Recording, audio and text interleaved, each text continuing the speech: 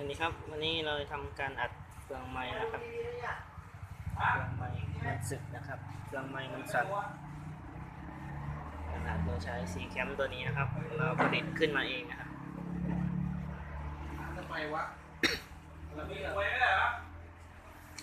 มาเสาไงเปิดเลยมาเสาเนี่ยต้องรับอ่ะเล่นเดินก็ได้เราเนี่ยเอาหรือเปล่าเอาเนี่ย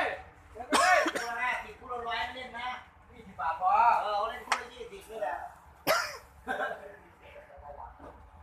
ฮะเดี๋ยวเมื่อวานเหรอ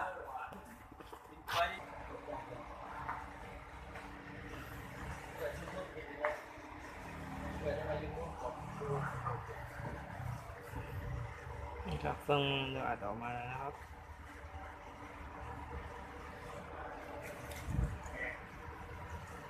ไปแล้วพูดนะไปก่อน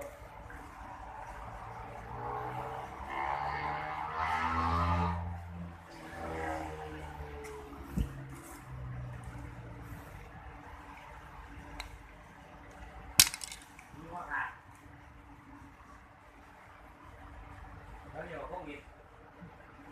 อยากให้ดูต้องเก็บให้ดูตรงดิน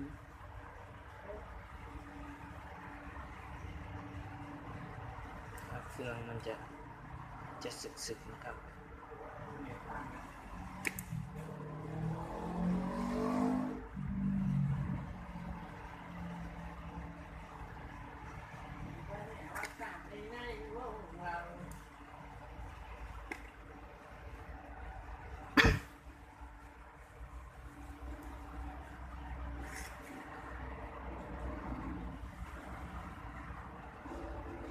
เดี๋ยวเรารอเฟืองอยู่นะครับ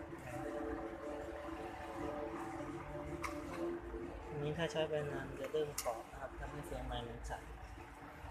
ต้องทำการเปลี่ยนครับ เมื่อไหร่เมื่อไหร่